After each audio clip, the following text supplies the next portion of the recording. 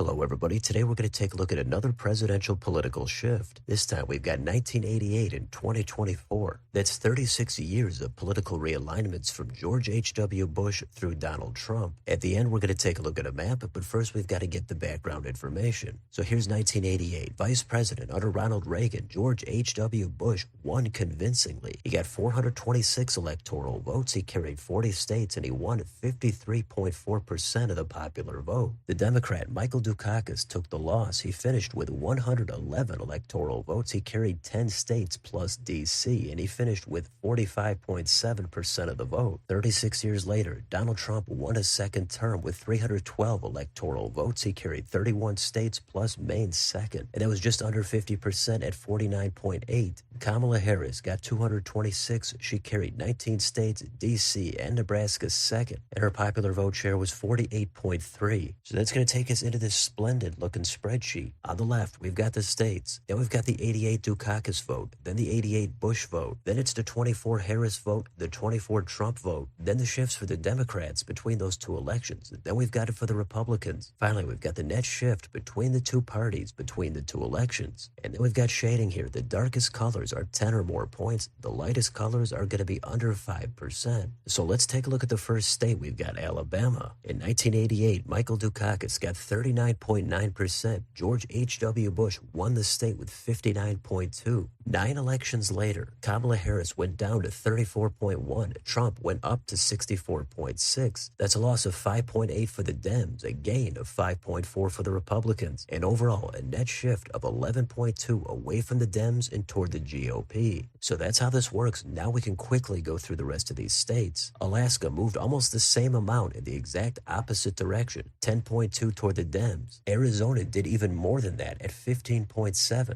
Arkansas did even more than that in the opposite direction, again back toward the Republicans at 16.4. Then we've got a bunch of blue shifts. We've got a big one in California at 23.7, Colorado 18.8, Connecticut 19.6, Delaware 27.1, even Florida 9.3, Georgia 18.1, and Hawaii 13.6. Idaho managed to get a lot redder at 10.4. Illinois went bluer at 13. Indiana mildly bluer at 1.2. Iowa had a big lurch toward the right at 23.4. Kansas much less than that at an even 3. Kentucky same direction at 19, and Louisiana also at 11.8. Then more blue shifts. We've got Maine at 18.3. Maryland, a big 31.4. Massachusetts, Michael Dukakis' home state, that moved 17.4. And Michigan, 6.5. And now a few more GOP-friendly shifts. We've got Minnesota at 2.8, Mississippi 2.1, Missouri 14.5, and Montana similarly at 14. Then in Nebraska, that had almost zero movement whatsoever, just 0.4% toward the Dems. But then we've got much bigger blue shifts. We've got Nevada at 17.9, New Hampshire 29.1, New Jersey 19.5, New Mexico 11, New York 8.4, and North Carolina 13.1. But in North Dakota, they went in the complete opposite direction by a pretty big 23.5. Ohio had the smallest shift out of all the states. It voted almost identical in both of these elections, just 0.2% toward the Republicans. Oklahoma, a lot redder than that at 17.7. Now more blue shifts. We've got Oregon at 9.6, Pennsylvania a very slight